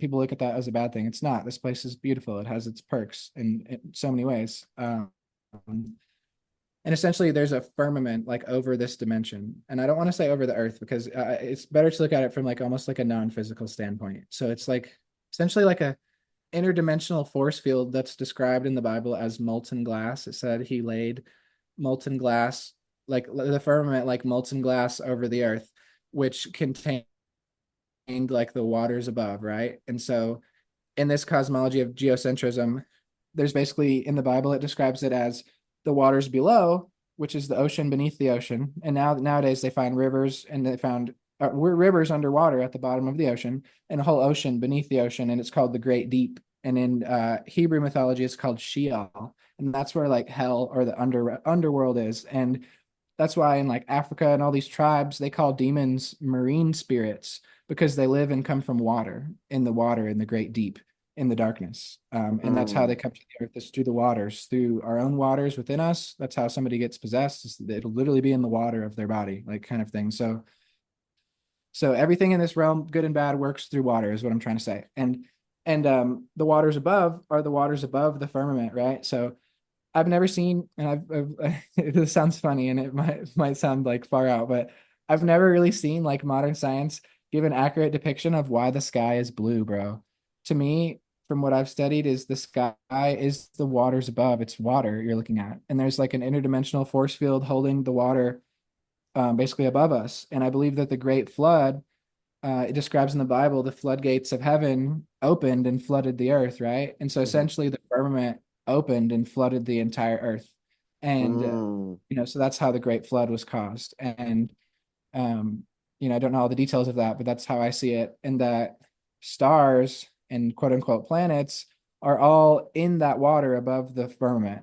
And when you take a camera, I have an iPhone 15, I can zoom in, the cameras are good enough now, even on the phone, I can zoom in on these stars and they all look like they're rippling underwater. They're constantly changing colors.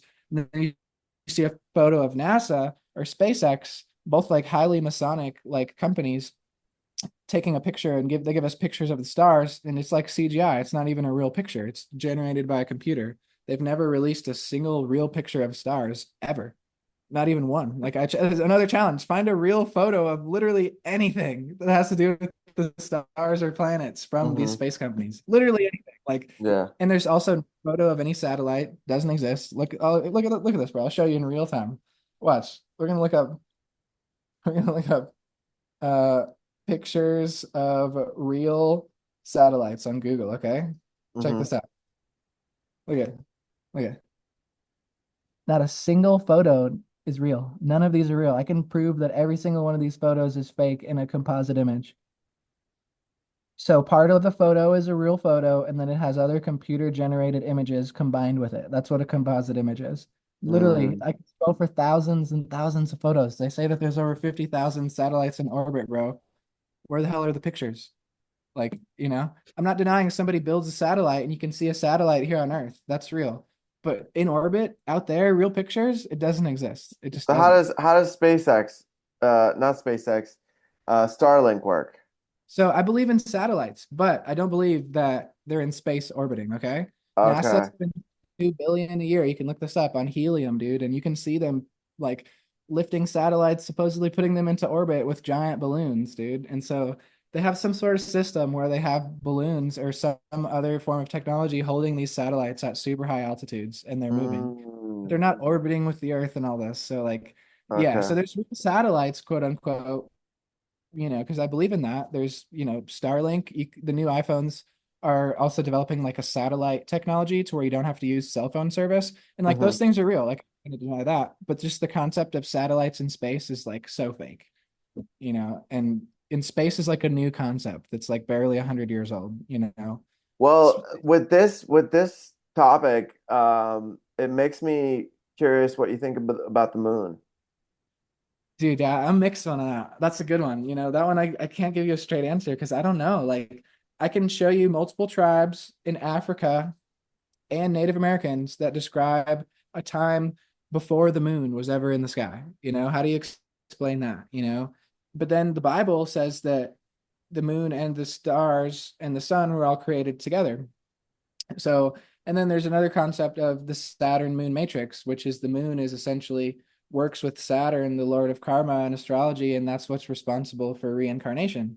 So, and then people think the moon's like a reptilian base or something. I don't think that. I think the sun and moon are the same exact size, just like it says in the book of Enoch. It says they're of the exact same circumference, which I believe is true, but I don't know if the moon has always been here. If you think of the old world, it's often described as like pure light. There's no sleeping either. Not only were they like breatharian, in my opinion, and they didn't have any need for food, they didn't sleep either. It's just constant consciousness. Like, it's Mm. hard to wrap your head around. And I think through some sort of reset, there's new moons and suns, and that's something that I'm still really wanting to understand because I think I've tapped into the surface of the truth of that information, but I really don't know. And then there's times where the Native Americans said that the sun and the radiation from the sun was so hot that they lived underground for over 20 to 50 years. So so there's a lot of like things to be like the things to consider. I think the sun and moon and all the heavens are all interdimensional. They're not physical things you can land upon. I don't think anybody's ever been to the moon or ever will be going there. I think they're all astral bodies that control this world like a clock and like a system. That's what Mm. that God created the stars to regulate the earth. Like it's a relationship, right? Just like we breathe and we're alive, the heavens basically are like the breath of the earth and the universe. Like, it controls everything like a clock. And if you read the book of Enoch, which is basically God's astronomer, which used to be in the Bible, that book's not in the Bible anymore. It used to be in the Catholic Bible as well, and then got removed. But Enoch describes how the heavens are basically interdimensional portals, to higher realms, and that God created the heavens to basically regulate the universe and things like a system of certain things, control certain aspects of the universe and whatever. And that's where we get the concept of astrology from. So astrology is actually super biblical. And Enoch also describes the sun and the moon being of the exact same circumference, meaning the same size. And when you look at a full moon and the sun during the day, at the top of the day, I mean, from your naked eye, they are the same size. It's really interesting to think of. And the Well, you further they have an get, eclipse too, right? Like that's really fascinating how yeah. it blocks it out exactly, you know? It's a great point. That's like further proof that it's like the same size, and it's point of reference too. Like the sun and moon come closer and farther away, which is known as like a vanishing point. So human eyes are an illusion. Imagine driving on the freeway, right? Follow the telephone lines next to the freeway. It gets smaller like a V, like this, and then it'll Hmm. disappear. And but if you're still driving, they continue to come up, right? So that's known as like a vanishing point. Or you look down railroad tracks, right? Your eyes basically converge and then it'll end, right? But it doesn't really end if you keep following the railroad tracks, Right. right? That's the Yeah. same concept of the sun and moon. It gives us the illusion of their size, when in reality they're the same size. Well, dude, I've had an experience one time when I was in San Diego and we had just finished the meditation. I watched the moon reload in the sky. What do you Like mean? What do you like mean? like it looked like this black band was on the top of the moon and then this black band and I have it on on video. and I can show it Huh? to you. But it's like Sure. this black band that went down the moon, kind of like kind of like pixels loading, or like a like like something coming down, but it's like it looked like a black rubber band starting at the top of the moon, and it just went down all the way down across the whole moon, and then it seemed as though what was happening was it was reloading, like and Interesting. this Yeah, I believe it. I do. yeah, like this reality is like a different but the same, similar to like a computer generated thing. It's like it reloaded like it would in a computer generated like video game. Yeah, that really resonates. There's some form of like higher dimensional beings that rule over the heavens, and you can also read that in the book of Enoch. And it also describes like the fallen angels, which are like the Nephilim or Anunnaki, whatever you would describe them as. And they, um, like, yeah, this I highly recommend reading the book of Enoch if you haven't. The book of Enoch, Jubilees, and Jasher. They usually come together, but there's three books that used to be in the Bible, and those are some really interesting books that I mean, I can see why they're removed from the Bible. They like they're really really out there. Like Yeah, they're far especially out. They're far out. I started literally reading far the out. Book of Enoch. Yeah. Enoch says that the sun and moon basically set in the gates of the ocean, but they're not talking about the ocean here. They're talking about the great waters above ocean. And so they're in the heavens essentially and projected from in Hindu mythology what's called Mount Meru. So and then the Sri Yantra sacred geometry symbol, the very center of that represents Mount Meru and Okay. Meru. And they say, oh, it's a mythical mountain that supposedly existed, but no, it's still there. You know, we wouldn't have anything existing here. It'd be lights out, no life on Earth if we didn't have that with the system, that God has created. And then there's also like the concept of multiple creations. Have you ever heard of that? Like multiple human creations? Elaborate a little bit on that. So let's go back to the Greys in Atlantis that you were talking about. So Uh-huh. Greys are what's known as, and it'll get really deep here. It's what's known as homunculus, and so that's a term for alchemized life. I'm not going to say artificial life. I'm going to say alchemized life, right? So every native species that you find of trees and native plants is from homunculus, right?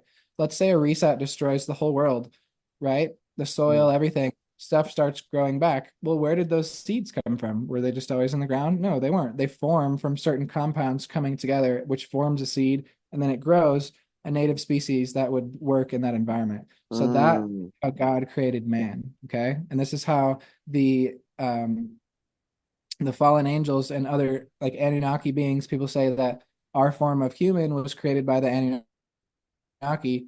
And I do believe that to some extent because they're following these same super sacred, secret alchemical, like alchemy, principles of the homunculus, which are like super sacred. Like there's a time, dude, where I could not use that word online. Like that, it is such an ancient, like secret word. Like the philosopher's stone is like the tip of the iceberg when it comes to these ancient alchemy secrets, because the highest form of alchemy is creating life.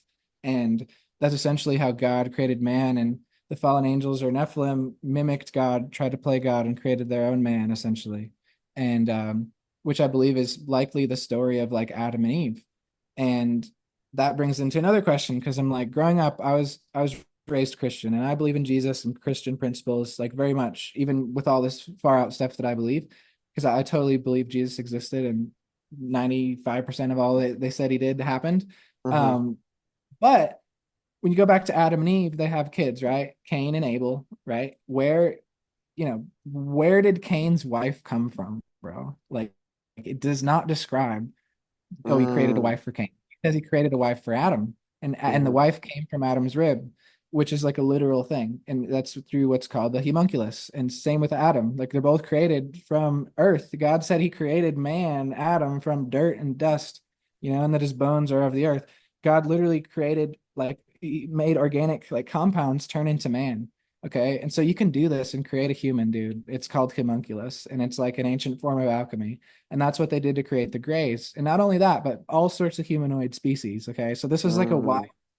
worldly practice thing like back then. There's so much evidence of every culture having their own form of homunculus, like, and it's yeah, so it gives me goosebumps talking about it because it's so true. And but this is called like the pre-Adamite civilization. So where on earth did Cain's wife come from in that story? Like she already was existing on Earth and came from another civilization.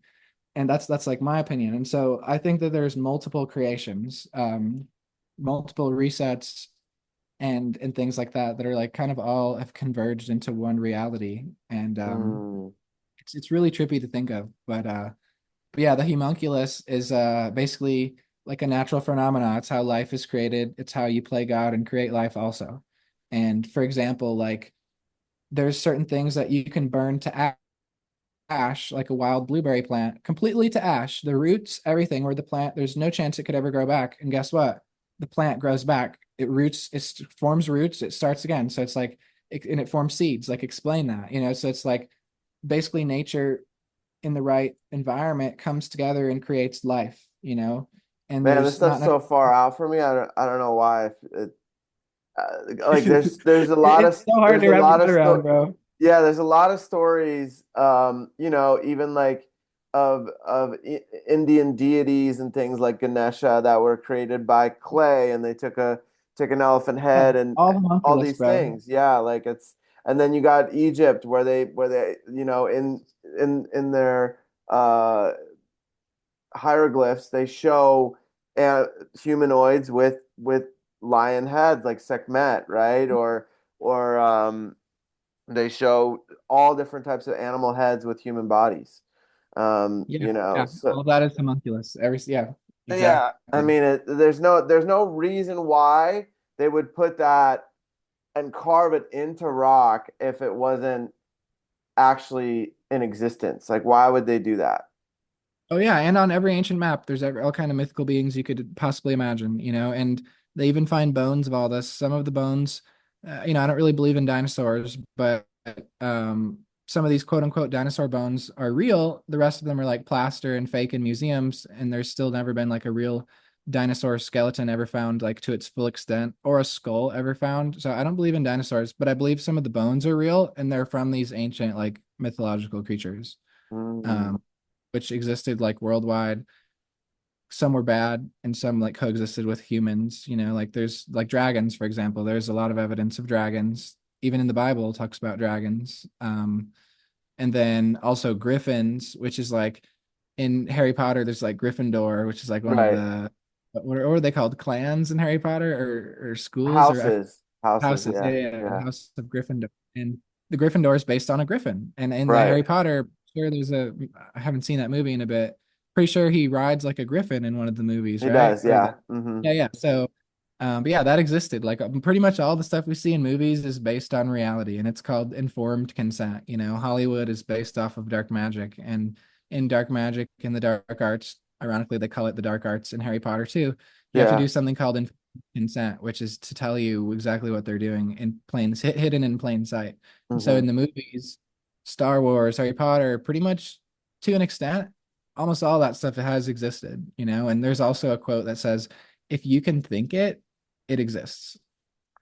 I like that. Yeah, I think that there's a deep truth to that. That if we're imagining it, quote unquote, it exists somewhere. I don't Yeah, or know, have at some point. or Yeah. has, yeah, like in some dimension, in some reality, it's there and we can somehow connect to it, you know? So, Hmm. brother, it's been such an honor to have you on here.